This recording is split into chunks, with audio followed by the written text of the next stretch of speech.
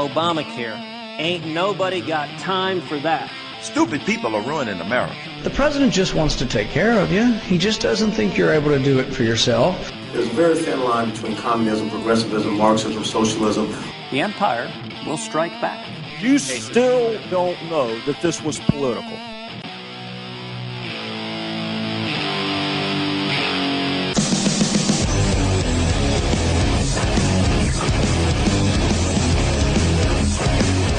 Hello, everybody. Welcome to another episode of America Our Way. I am your host, Dustin Hoyt. Hope you all had a great holiday, great Thanksgiving. Like a lot of those fast food and Walmart employees that threw a fit, I was working, bringing you folks news up here in the Central Texas area. That being said, I had a pretty good holiday. I started a new job a few weeks ago, some of you may know, producing the news. It's good stuff. I like it. I like making decisions. But enough about me. It's been an eventful week so far, to say the least. I have plenty of stuff to talk about. Kind of a little blurb here that I found out just before the show started. Some of you may be more aware of this than I am. But if you recall Martin Bashir from MSLSD, the one who talked about defecating in Sarah Palin's mouth and on her face, has resigned today. He's gone. No more him. I have to say, I find it incredibly respectful of him. I mean, MSLSD should have fired him or put him on leave like they did with Alec Baldwin, canceled his show. But instead, he resigned himself out of respect for all of the people upset with him. I don't know. But resigning instead of being kicked off is unexpected. I did not see that coming, to be honest. I guess maybe he still has a shred of respect. So I thought that was pretty interesting. And Chris Matthews actually was the first thing I planned on talking about today. Chris Matthews is scheduled to interview the president tomorrow.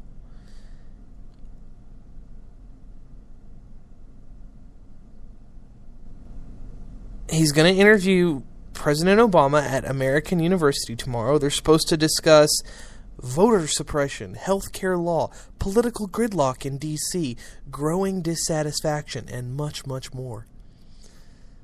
Now, Chris Matthews, as many of you know, is the guy who said Obama gave him a thrill up his leg, said that Obama was an example of the perfect American, and so on and so forth.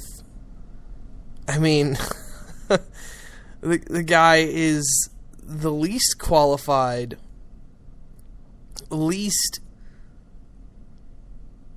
able journalist. I mean, I would not even call him a journalist, honestly, to be interviewing the President of the United States. I mean, I'm personally curious, excuse me, this is vulgar, but I'm wondering if he's going to fillet the President on air or just lick his feet for all of us to watch. Because anything that Chris Matthews has to say to the president is going to be tantamount to ego stroking. Just lots and lots of ego stroking for the president. Because the guy admires him way too much. He has no criticism for the president. What good is an interview if he's not going to ask questions that matter? I mean, even as a journalist, it doesn't matter if you are a fan of that politician or you're a fan of their side. You have to ask the tough questions. That's the thing. If you're going to interview a politician, you've got to hit where it hurts, because that's your job in the media. The best thing the media can do is to make interviews horribly uncomfortable for politicians. I mean, if a politician wants an interview that looks good, they can just be interviewed by a pundit on their side of the aisle. And even then, most pundits will take issue with something that politician hasn't done well on one issue or the other. But let's be real here. Chris Matthews is not going to ask any of those questions. Chris Matthews is going to just do nasty, bordering sexual admiration of Barack Obama. You always hear about gun porn and people talking about how conservatives molest their guns and stuff like that. That's what's going to happen, except with Obama. Chris Matthews is about to make liberal porn. And it's not going to be pretty. It's going to be really ugly and really hideous. And we're all going to see it on TV, because you know that an interview with the president makes every channel. So, something to look forward to for the rest of the week.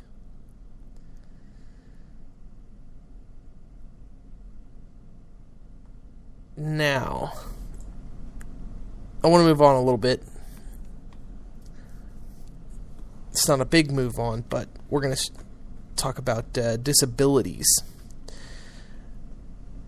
America actually hit a new record last month. The number of Americans on disability reached 10,982,920. Almost 11 million people collecting disability in our country. That's around roughly 3.5% of the American population. We have 317 million people in the country at the moment, so it's 3.5%. But here's something really interesting. The total population of the country of Greece is 10,772,986. We have more people in our country claiming to be disabled than there are in the nation of Greece altogether. We have more disabled folks than there are Greeks in the country of Greece. Doesn't that seem a bit ridiculous to you? It kind of seems ridiculous to me. I mean, I personally know 2 people who are collecting disability that are perfectly capable of working. And I'm willing to wager I could come up with a few more names if I sat long and hard and thought about it.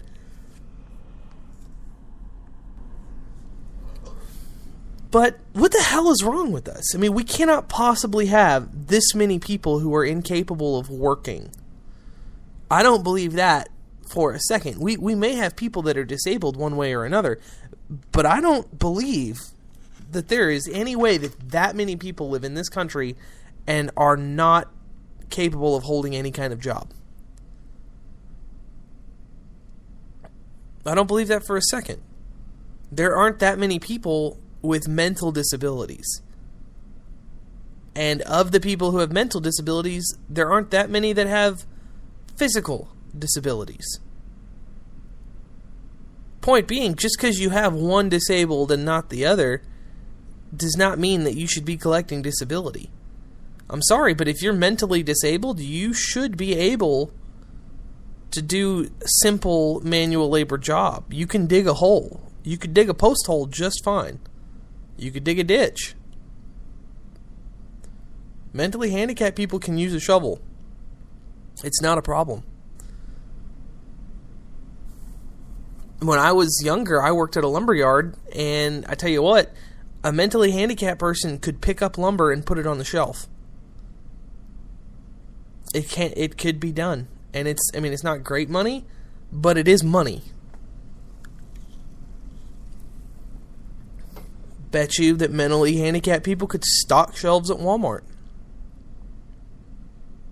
and probably a myriad of other jobs that I'm not thinking of at the moment. Sure, they're able to operate a forklift or drive, a delivery truck for a building supply place or something, but they can do manual labor jobs. There are people that do construction cleanup that could hire, a mentally handicapped person to pick up garbage and throw it in the back of a truck.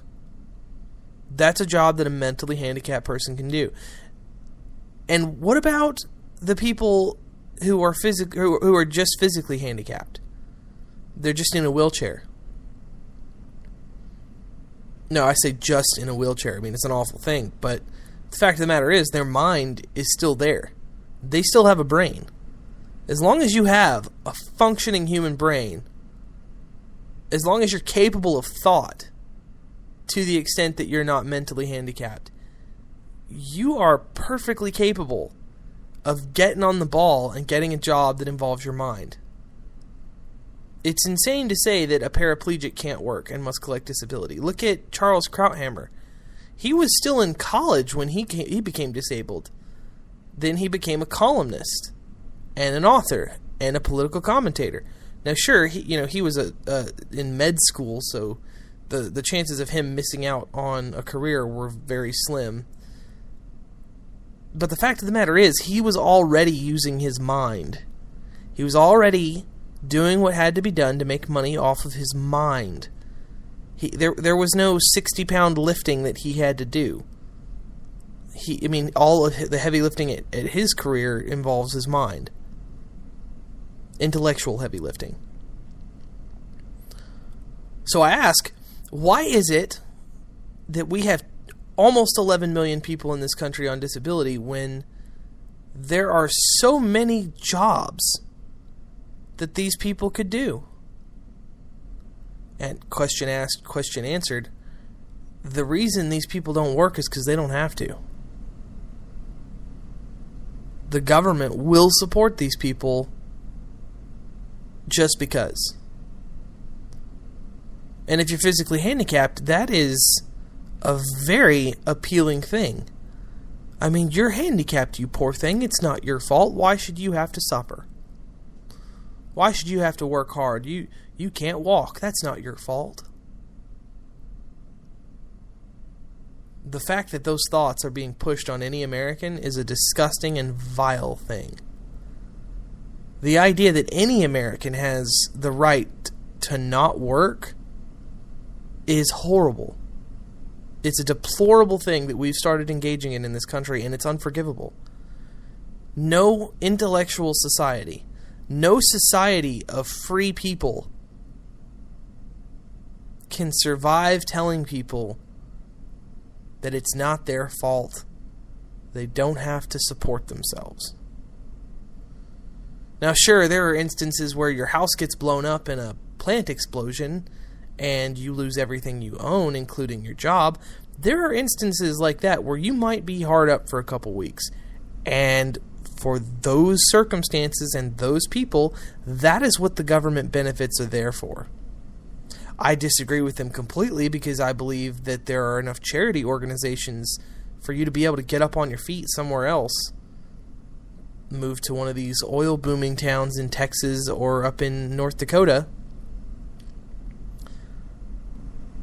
But for some reason, for argument's sake, let's say, the government safety net is there for those people.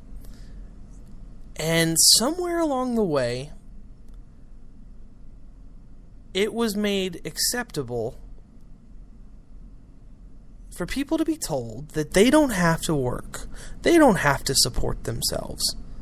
Government will support you. Your fellow man will support you. And the fact of the matter is, this is not something that can be allowed to continue. I don't care if you're in a wheelchair. Short of being in constant pain that renders you incapable of doing a task for more than 5 minutes, you should not be collecting government funds for your condition. You should get up and get a job. Now, obviously, you can't dig a ditch if you're in a wheelchair, and obviously, if you're mentally handicapped,